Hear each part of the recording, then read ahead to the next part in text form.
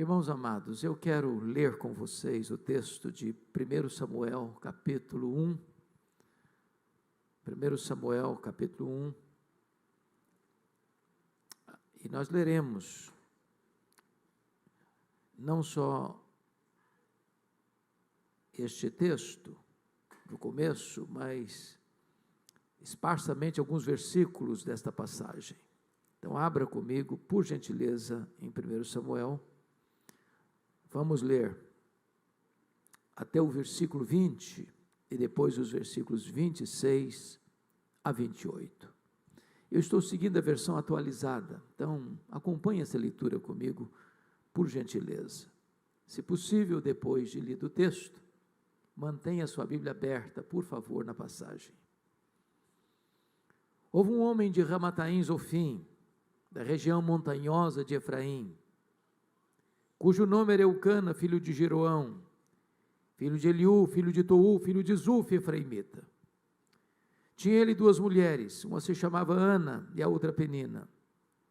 Penina tinha filhos, Ana, porém, não tinha.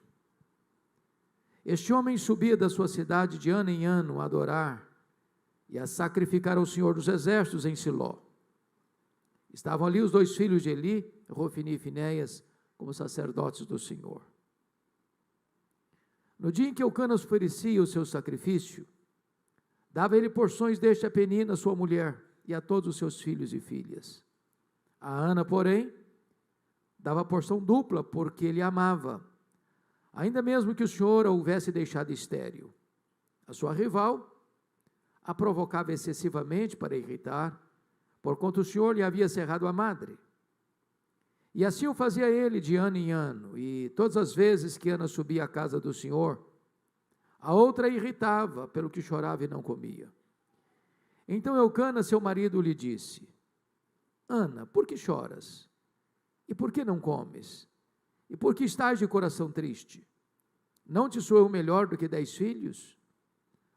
Após terem comido e bebido em Siló, estando Eli o sacerdote assentado numa cadeira junto a um pilar do templo do Senhor, levantou-se Ana e com amargura de alma orou ao Senhor e chorou abundantemente. E fez um voto dizendo: Senhor dos exércitos, se benignamente atentares para a aflição da tua serva e de mim te lembrares e da tua serva te não esqueceres, e lhe deres um filho varão, ao Senhor o darei por todos os dias da sua vida, e sobre a sua cabeça não passará navalha. Demorando-se ela no orar perante o Senhor, passou Eli a observar-lhe o movimento dos lábios, porquanto Ana só no coração falava. Seus lábios se moviam, porém não se lhe ouvia voz nenhuma. Por isso Eli a teve por embriagada e lhe disse: Até quando estarás tu embriagada? Aparta de ti esse vinho. Porém Ana respondeu: Não, Senhor meu, eu sou mulher atribulada de espírito. Não bebi nem vinho, nem bebida forte, porém venho derramando a minha alma perante o Senhor. Não tenhas, pois, a tua serva por filha de Belial, porque pelo excesso da minha ansiedade e da minha aflição, é que tenho falado até agora. Então lhe respondeu Eli: Vai-te em paz, e o Deus de Israel te conceda a petição que lhe fizeste. E disse ela: Ache a tua serva à mercê diante de ti. Assim a mulher se foi seu caminho e comeu, e o seu semblante já não era triste. Levantaram-se de madrugada e adoraram perante o Senhor, e voltaram, e chegaram à sua casa a Ramá. Eucana coabitou com Ana, sua mulher, e lembrando-se dela o Senhor, ela concebeu. E passado o devido tempo, teve um filho, a que chamou Samuel, pois dizia: do Senhor o pedi. Verso 26. Disse Ana a Eli: Ah, meu Senhor, tão certo como vives, eu sou aquela mulher que aqui esteve contigo orando ao Senhor. Por este menino orava eu, e o Senhor me concedeu a petição que eu lhe fizera, pelo que também o trago como devolvido ao Senhor por todos os dias que viver, pois do Senhor o pedi. E eles adoraram ali perante o Senhor. Amém. Eu quero então tratar com vocês, pode botar para mim, minha filha, por favor. Eu quero tratar com vocês sobre o tema: não desista de seus sonhos. Era o ano de 1952 na Nova Zelândia, quando um grande esportista daquela nação, Edmund Hillary, nutriu no seu coração um sonho inédito, audacioso, o sonho de escalar a montanha mais alta do planeta, o sonho de chegar no topo do Pico Everest com mais de 8.800 metros de altitude. Ele preparou-se para aquela grande empreitada da sua vida, porém quando partiu para realizar o seu sonho, ele fracassou, ele não conseguiu chegar no topo do Everest. Meses depois ele foi convidado para dar uma palestra em Londres, na Inglaterra, e quando ele chegou no auditório, viu que propositadamente haviam colocado uma grande gravura do Monte Everest na parede. Ele olhou para a gravura, abaixou a cabeça, cabisbaixo, dirigiu-se à plataforma, e quando levantou-se para proferir o seu discurso, por um momento ele esqueceu seu auditório, voltou-se para a gravura e disse: Monte Everest, da primeira vez tu me derrotaste, tu não podes crescer mais, mas eu ainda estou crescendo, da próxima vez eu te vencerei. 6 meses depois, Edmund Hillary era o primeiro homem na história da humanidade a chegar no topo do Pico Everest, deixando para nós um legado: não desista de seus sonhos. Eu sei que você tem sonhos, todos nós os temos. Quem não sonha não vive. Quem desistiu de sonhar, desistiu de viver. Mas é possível que neste auditório, nesta noite, algumas pessoas aqui já tenham perdido seus sonhos pelas estradas da vida. Talvez alguns aqui já viram seus sonhos mais bonitos se transformando em pesadelos. Quem sabe até mesmo haja aqui hoje aqueles que já desistiram de seus sonhos, já enterraram seus sonhos, e que já colocaram no túmulo de seus sonhos uma lápide: aqui jaz os meus sonhos. Pois eu quero encorajar vocês hoje a trazer esses sonhos para a presença de Deus, porque nós estamos diante do Deus dos impossíveis, do Deus para quem não tem causa perdida, não tem problema insolúvel, não tem doença incurável, não tem casamento irrecuperável, não tem família sem restauração. O texto que acabamos de ler nos fala de uma mulher que tinha um sonho bonito, um sonho legítimo, o sonho de ser mãe. Mas diz a Bíblia que o ventre dela é um deserto, ela não pode conceber, ela não realiza o seu sonho.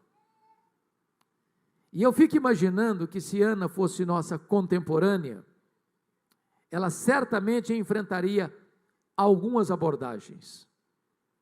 Eu acho que a primeira delas seria esta: Ana, você é uma mulher tão crente, você ora tanto, você vai tanto à casa de Deus, está aí doente. Você precisa examinar com mais cuidado a sua vida e a sua árvore genealógica, porque é provável que tenha uma maldição hereditária na sua vida.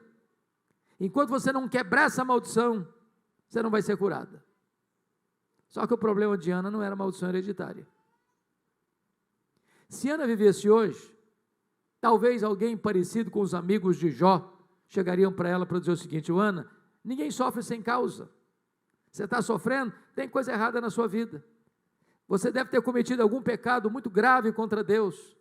Enquanto você não confessar esse pecado, você não vai ser curada. Só que o problema de Ana não era pecado escondido. Se Ana vivesse hoje, talvez alguém mais ousado e audacioso chegaria para ela para dizer o seguinte: Ana, deve ter algum demônio da esterilidade escondido aí na sua vida. Você tem que ir num culto de libertação. Enquanto esse demônio não for tirado da sua vida, você não vai ser curada. Só que o problema de Ana não era demônio. Eu gostaria que você olhasse comigo no verso 5, porque está escrito aí que foi o próprio Senhor que a deixou estéril. Agora olha o verso 6. Está escrito aí que foi o próprio Senhor que cerrou a sua madre. De tal maneira que a doença de Ana não tem a ver com maldição, não tem a ver com pecado, não tem a ver com demônio, a doença de Ana tem a ver com Deus. Isso pode dar um nó na sua cabeça. Porque você pode perguntar, bom, mas se Deus é bom e Deus é bom, se Ele tem o melhor para nós, e Ele tem, como é que Deus pode adiar os nossos sonhos? E os nossos sonhos mais legítimos? É sobre isso que eu gostaria de conversar com vocês, então, nesta noite.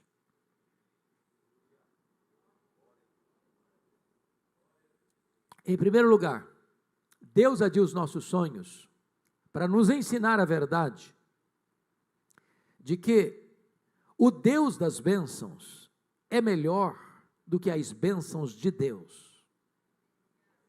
A maior necessidade sua não é das bênçãos de Deus, é do Deus das bênçãos. A maior necessidade sua não é das dádivas de Deus, é do doador. Você e eu poderíamos ser todas as bênçãos de Deus. Se não tivermos Deus, a nossa vida continua vazia. Às vezes, meus irmãos, nós corremos o grande risco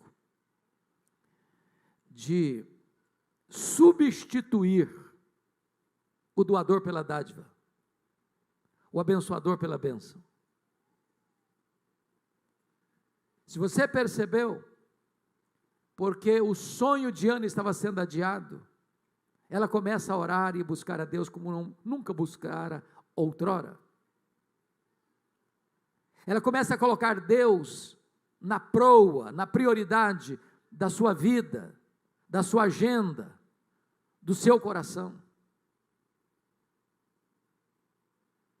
Por outro lado, muitas pessoas, quando recebem uma bênção de Deus, já não tem mais tempo para Deus, porque se concentram de tal maneira na bênção, que não tem mais tempo para o abençoador. Me permita um exemplo. Nós pedimos para Deus, por exemplo, prosperidade, e Deus dá prosperidade. A bênção do Senhor enriquece, e com ela não tem desgosto. É Deus quem fortalece as nossas mãos para adquirirmos riquezas. Aí a pessoa começa a prosperar. Já não tem mais tempo para Deus.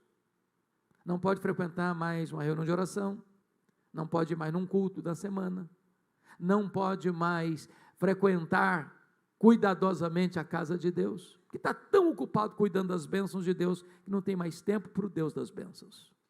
Eu quero dizer para você que o Deus das bênçãos é melhor do que as bênçãos de Deus. Se nós não colocarmos Deus como prioridade da nossa vida, Ele adia os nossos sonhos para entendermos essa verdade. Mas a segunda verdade que esse texto nos ensina é que Deus adia os nossos sonhos para compreendermos que tudo que somos e tudo que temos veio de Deus, é de Deus e deve ser devolvido para Deus. Ana disse para Eli assim: por este menino orava eu, pelo que eu trago como devolvido ao Senhor por todos os dias da sua vida. Se Ana não tivesse entendido isto, ela teria feito de Samuel um ídolo na sua vida. Ela teria gravitado ao redor de Samuel. Mas ela entendeu que Samuel veio de Deus, que Samuel é de Deus, e portanto ela está devolvendo Samuel para Deus. Entenda isso. Tudo que você tem e tudo que você é veio de Deus. A sua vida é de Deus, a sua saúde é de Deus, a sua inteligência é de Deus, os bens que Deus colocou nas suas mãos pertencem a Deus, tudo é de Deus, a casa que você mora, o carro que você anda, os filhos que você tem, a família que você tem. Então coloque de volta no altar de Deus o melhor daquilo que Deus tem dado para você. Por que Deus adia os nossos sonhos? Terceiro, Deus adia os nossos sonhos para nos ensinar que os planos de Deus são melhores do que os nossos melhores sonhos. Qual era o grande sonho de Ana? Ser mãe. Ser mãe. Qual era o grande projeto de Deus para Ana? É que ela fosse mãe do maior profeta, do maior sacerdote, do maior juiz de Israel, do homem que haveria de trazer de volta a nação apóstata para a presença de Deus. Às vezes Deus olha para você e diz assim: meu filho, minha filha, eu não vou atender o seu pedido. Você está pedindo pouco demais. Seu sonho é pequeno demais.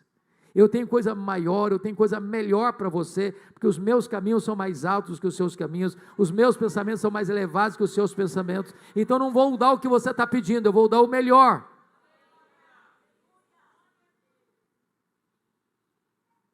Jesus nos ensinou a orar, e quando nos ensinou a orar, nos ensinou assim: pedi e dar-se-vos-á, buscai e achareis, batei e abrir-se-vos-á, porque todo que pede, recebe, todo que busca, encontra, e todo que bate, abrir-se-lhe-á. Isso foi o que ele ensinou. Às vezes nós entendemos o contrário, às vezes nós entendemos assim: todo que pede, recebe o que pede. Isso não está na Bíblia.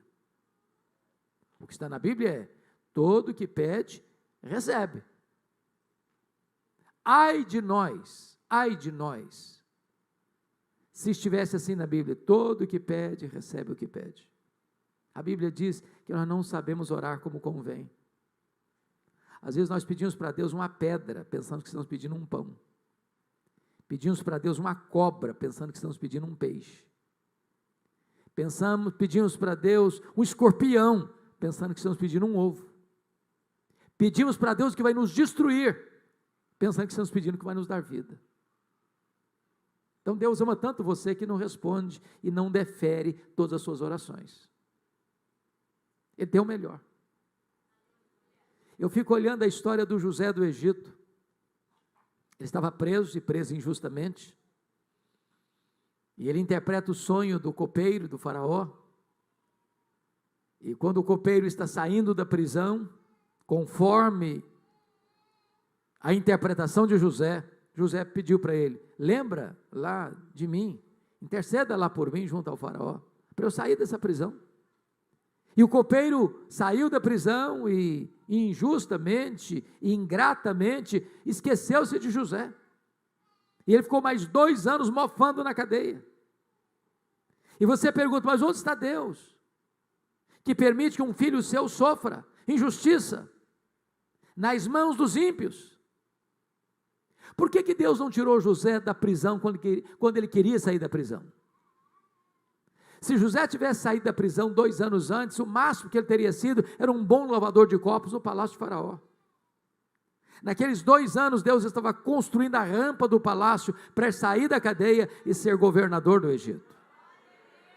Entenda isso: não há Deus como o nosso que trabalha para aqueles que nele esperam. Os planos de Deus são melhores do que os nossos melhores sonhos.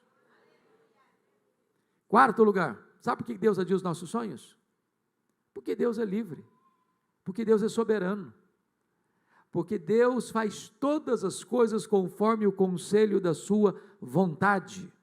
Confira comigo aí no capítulo 2, versos 6 a 8, o que Ana disse no seu cântico: o Senhor é o que tira a vida e a dá, faz descer a sepultura e faz subir. O Senhor empobrece e enriquece, abaixa e também exalta. Levanta o pobre do pó e desde o monturo exalta o necessitado para o fazer assentar-se entre príncipes. Meus irmãos, eu tenho caminhado por aí e às vezes escuto algumas pessoas, em nome de uma fé robusta, beirando a blasfêmia, quando petulantemente se aproximam de Deus para dizer: Deus, eu rejeito, Deus, eu proíbo, Deus, eu decreto, Deus, eu determino, e ai de Deus se não atender. Até parece que essas pessoas estão assentadas num alto e sublime trono, e Deus está humildemente assentado aos seus pés. Que tolice, que equívoco.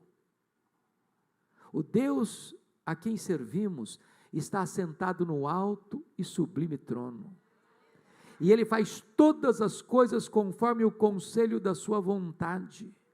Ninguém pode botar Deus contra a parede. Ninguém pode pressionar Deus. Ele é soberano e Ele é livre. Porém, quando Deus age, ninguém pode impedir a sua mão de agir. Ele não precisa pedir licença para ninguém para agir.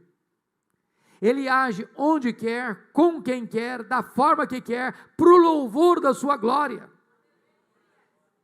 Algumas pessoas hoje dizem assim, não, mas o tempo dos milagres acabou. Deus fez, não faz mais. Eu quero dizer para você que o nosso Deus é o mesmo ontem, é o mesmo hoje, e para sempre o mesmo. E eu fico imaginando que Ana, como uma mulher crente que era, esclarecida, ela deve ter procurado os médicos da cidade de Ramá, porque não é pecado você ir no médico, não é pecado você tomar remédio, não é pecado você usar óculos quando você tem miopia.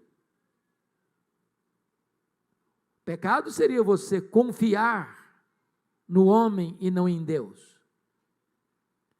E eu acho até que Ana devia ter na bolsa, porque toda mulher gosta de andar com uma boa bolsa a tiracolo,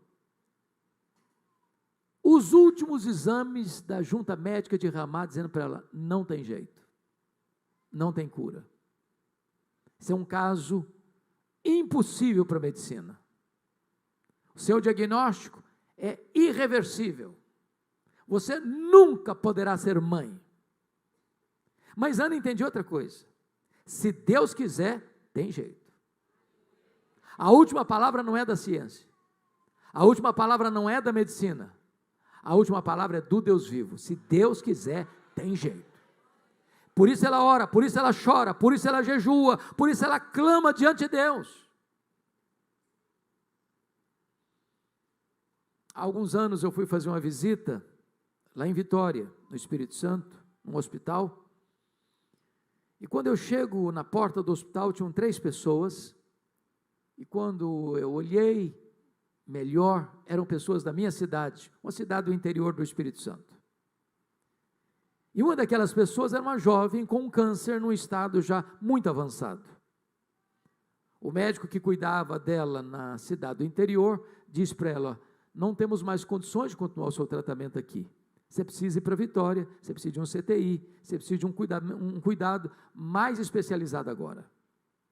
E ela chegou naquele hospital e não tinha vaga no CTI. E eu era amigo do diretor do hospital, conversei longamente com ele, e ele disse, pastor, não tem jeito, eu não posso tirar um paciente para botar outro. Hoje eu não consigo receber ninguém aqui no CTI. E eu voltei meio frustrado para a porta do hospital e fiz algo que eu não tenho o hábito de fazer. Eu disse para aquela moça assim, minha filha, aqui não tem jeito para você. Mas nós podemos falar com quem tem jeito, não só de achar uma vaga para você num outro hospital, mas de fazer algo maior, curar você dessa doença. E ali na porta do hospital, eu impus as mãos sobre ela. Quando eu terminei de orar, aproxima-se um rapaz e disse, eu conheço você, falando para a moça, e disse assim, aqui no estado tem uma outra cidade que tem CTI, e o seu primo é médico nessa cidade, disse para ela, e esse primo era meu conhecido também, e liguei para ele, disse, pode trazer a minha prima para cá, tem vaga aqui. Levou todos os exames, ele olhou, constatou a gravidade do problema, colocou-a numa maca, começou a palpar o seu ventre, porque o câncer tinha tomado os seus órgãos, achou estranho, submeteu-a aos mais precisos e rigorosos exames, não constatou absolutamente mais nada no seu corpo. Aquela menina foi liberada para voltar para sua casa naquele dia, isso já tem mais de 20 anos, e ela está, graças a Deus, com saúde plena. Sabe por quê? Porque quando Deus quer, tem jeito. E eu não estou dizendo para você que todas as pessoas pelas quais eu oro, ou você ora, vão ser curadas. Eu não estou dizendo isso. O que eu estou dizendo é que se Deus quiser, tem jeito. Por isso, não desista de seus sonhos. Mas esse texto nos leva a uma segunda lição. Quando você tem sonhos, você precisa tomar muito cuidado, porque existem assassinos de sonhos soltos por aí. E Ana teve que lidar com 3 assassinos de sonhos. A primeira pessoa que quis matar os sonhos de Ana foi a sua rival Penina. Penina a provocava, a irritava. Toda vez que Ana subia para Siló, para a casa de Deus, a Penina irritava de tal maneira que Ana perdia o apetite, começava a chorar, entrava em depressão. Eu não sei o que é que Penina dizia para Ana, mas uma coisa eu tenho plena certeza: Penina não era uma mulher de Deus.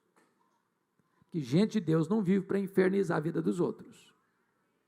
Gente de Deus é bálsamo, é aliviador de tensões. Mas à luz do versículo 6, eu acho que o que Penina dizia para Ana era mais ou menos o seguinte: Ana, você é uma mulher tão crente, você vai tanto à igreja, você ora tanto, está aí doente. Eu não sou crente igual você, não vou à igreja igual a você, estou aqui com saúde, cheia de filhos. Se esse negócio de orar funcionasse mesmo, você não estaria nessa não.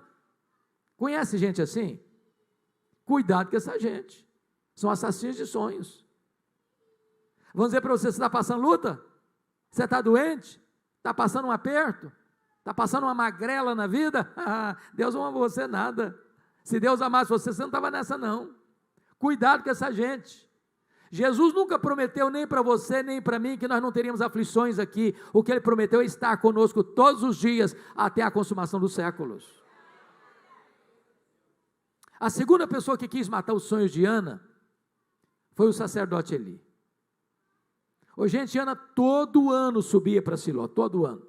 Lá estava Eli, lá estava Rofini, lá estava Finéias. Não consta o texto que nenhuma dessas idas, nem Eli, nem Rofini, nem Finéias, olhasse para Ana, conversasse com Ana, orasse por Ana.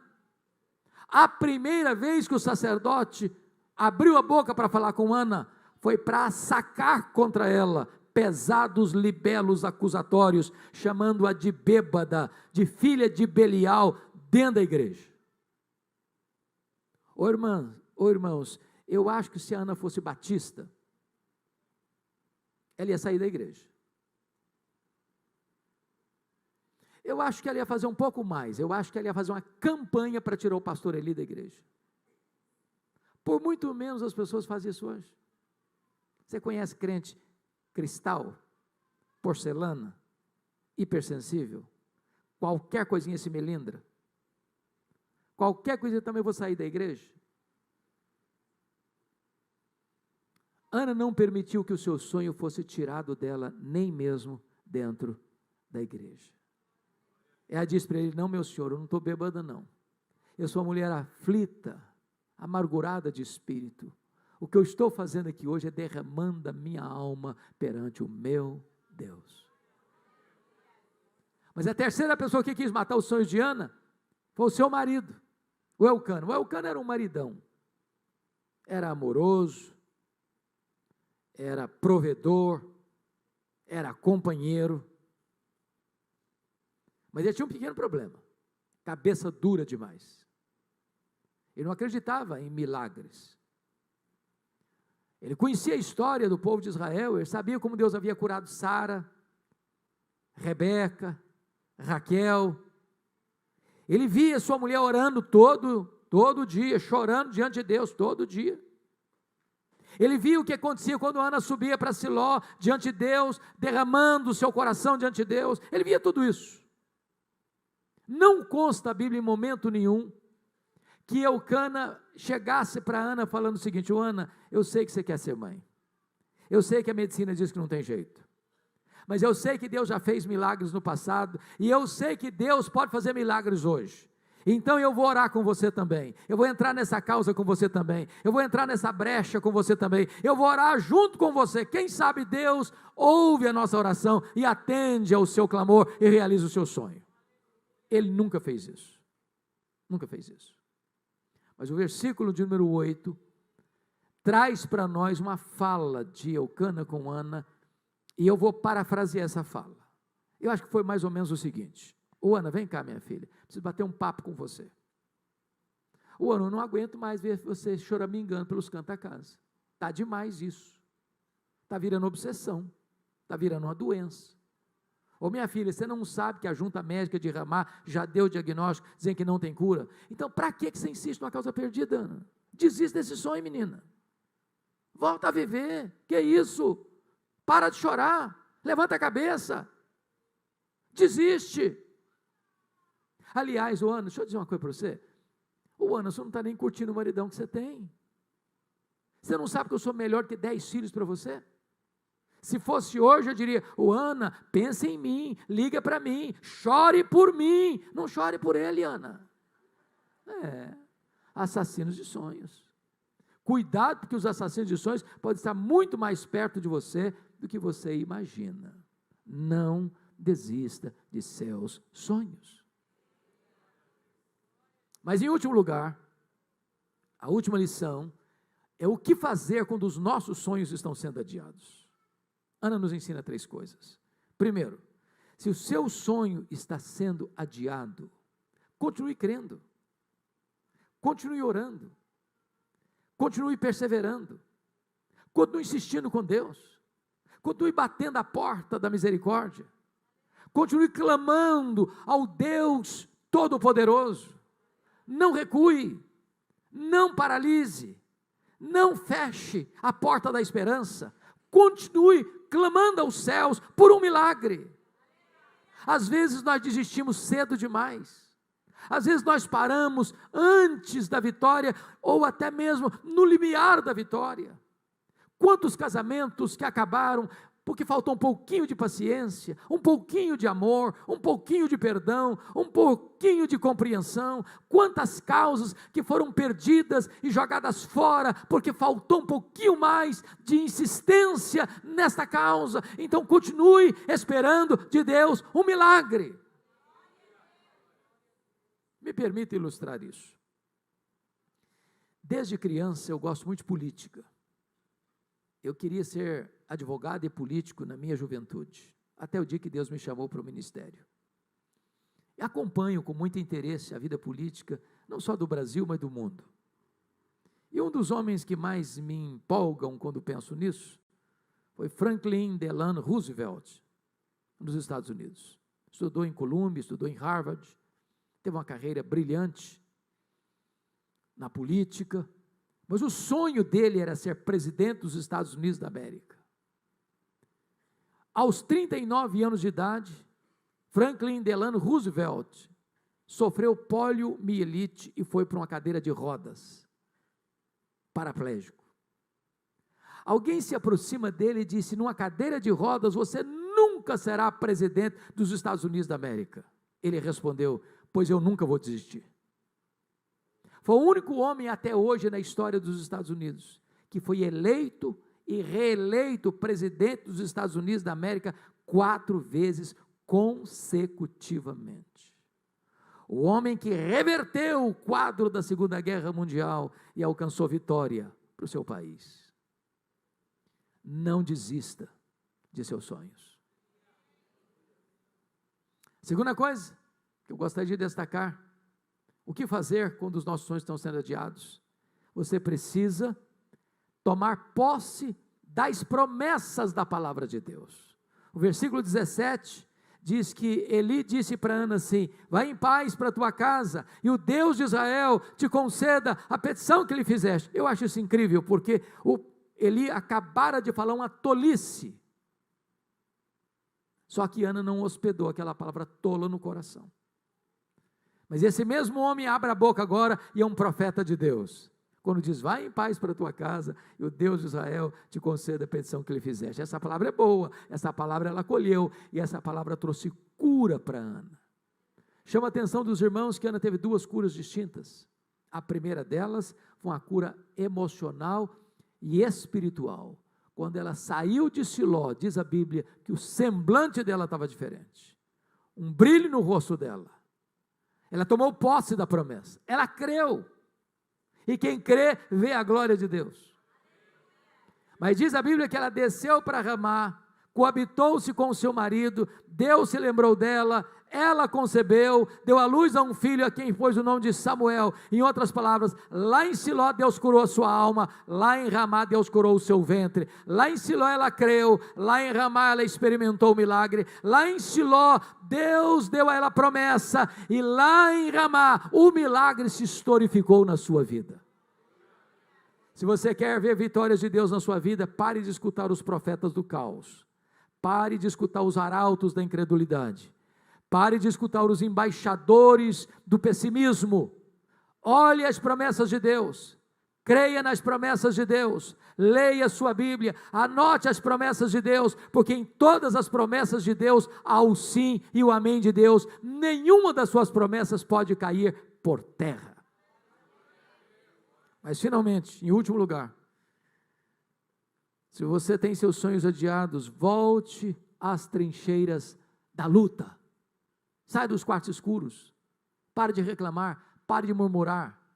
Volte a viver, volte a cantar, volte a sorrir. Nós cremos que Deus é soberano, não cremos em acaso, não cremos em sorte, não cremos em determinismo cego, não cremos em misticismo, não cremos em olho gordo, não cremos em feitiço. Cremos que Deus dirige a nossa vida. Se Ele está permitindo você passar por uma luta, é porque Ele está trabalhando em você, é porque tem um propósito na sua vida. Então volte a cantar, volte a sorrir, volte a celebrar. O que eu acho maravilhoso é que Ana queria ser mãe, mas ela vivia chorando. E uma mulher que vive chorando, com o rosto banhado de lágrimas, com o rosto sem brilho, sem beleza, sem encanto, nem sequer atrai o marido. Mas agora tem brilho no rosto, agora tem alegria na face, agora eles voltam para Ramá, e agora o casal se coabita, e agora a Bíblia diz que Deus se lembra dela, e agora a Bíblia diz que ela concebe, e que ela tem um filho, e põe o nome de Samuel. Então caminhe na direção da realização do seu sonho. Eu quero concluir dizendo que esse texto fala muito ao meu coração, porque esse texto me relembra a verdade de que eu sou fruto de um sonho. Os meus pais viviam numa região muito pobre do interior do estado do Espírito Santo, nos idos de 1958. Não tinha estrada, não tinha carro, não tinha médicos. Quando a pessoa ficava doente, ela tinha que ser transportada numa padiola. Padiola é um lençol amarrado num varal, e duas pessoas carregando pela trilha. E o lugar mais próximo que tinha socorro de um médico era 40 quilômetros. A minha mãe estava grávida do seu último filho, estado adiantado de gravidez, e caiu gravemente enferma. O meu pai sabia que ela não suportaria uma viagem de 40 quilômetros de padiola. Então mandou um emissário chamar o médico. Ele veio, examinou-a e disse: essa mulher não vai sobreviver. Ela está muito doente, muito fraca. A criança que está no ventre dela está em agonia de morte, e só há uma chance de salvar essa mulher: é sacrificar a criança. Se não tirar a criança, a mãe morre junto com a criança. Naquele dilema, minha mãe tomou uma outra decisão. Ela disse: eu não desisto desse filho, eu não abro mão desse filho, eu estou pronto a morrer com ele, eu estou pronto a morrer por ele, mas eu não desisto dele. E naquele momento ela fez um voto para Deus e disse: meu Deus, se tu poupares a minha vida, se tu poupares o meu filho, eu consagro este filho para ti, para que ele seja um pastor, um pregador do Evangelho. Deus ouviu a oração da minha mãe e eu nasci. Nasci na roça, nasci numa região extremamente atrasada. Fui calçar meu primeiro par de sapatos com 8 anos de idade, com as mãos calejadas. Onde eu morava não tinha escola, a não ser a chamada escola primária, até a 4ª série. Nunca ninguém havia saído dali para fazer além de 4ª série primária. E com 8 anos eu entrei na escola. Com 12 anos eu concluí o primário. E por providência divina, a minha professora que me alfabetizou estava se mudando para Vitória, capital do estado, e perguntou para mim, sabendo do meu sonho de estudar, você tem coragem de vir comigo? Eu respondi para ela, se os meus pais deixarem, eu vou. Eu nunca tinha dormido uma noite fora de casa. Com 12 anos, eu nunca tinha visto uma lâmpada elétrica. Com 12 anos, eu nunca tinha visto um aparelho de televisão. Com 12 anos, eu nunca tinha entrado numa cidade.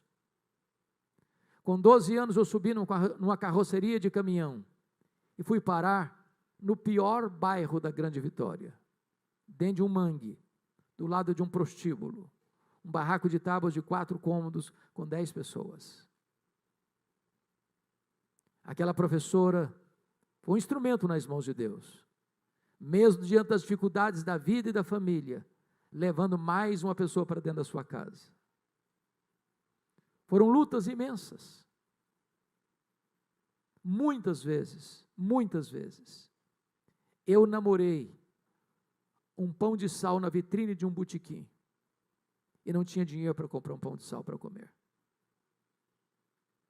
Muitas vezes eu procurava farinha ou açúcar para comer e não tinha. Mas eu tinha um sonho. Eu queria lutar por ele. A minha mãe nunca me contou o projeto dela com Deus. Era analfabeta, mas era sábia. A minha mãe chorava às vezes porque amava ouvir a Bíblia e ela não sabia ler. Nunca teve o privilégio de sentar num banco de escola. E um dia, chorando, saiu para o quintal, achou uma cartilha rasgada, pegou aquela cartilha e disse, meu Deus, o senhor podia me ensinar essas letras aqui. E ela aprendeu a ler naquela cartilha. E lia fluentemente a sua Bíblia. Ela entendeu que se contasse para mim o projeto dela, eu seria sugestionado a ser pastor. Ela orava para que Deus fizesse a obra no meu coração. E desde criança, meu sonho era outro. Meu sonho era ser advogado e político. Eu não perdi um comício por nada. Naquela época os comícios eram nas ruas, nas praças, nos palanques. Enquanto o último orador não descia e a luz não apagava, eu não ia embora.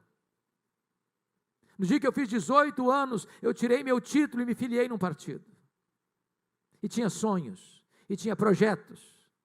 Até o dia que, conversando com um presbítero querido e amigo, falei para ele que depois que eu realizasse os meus sonhos, eu queria entrar num seminário e me preparar para no final da vida servir a Deus no ministério. E esse homem, com a autoridade do Espírito Santo, botou o dedo no meu nariz e disse, você quer dar as sobras para Deus, Deus quer você hoje, agora, na sua juventude, para toda a sua vida você servir a Jesus. E aquela palavra entrou como flecha no meu coração, e eu saí dali 1000% seguro de que Deus me chamava para o ministério. Eu sou pastor há 40 anos, se eu tivesse 10 vidas, eu queria ser pastor nas 10 vidas, porque acho a coisa mais sublime da vida é ser um pregador do Evangelho, um pastor de almas, um mensageiro das boas novas de salvação.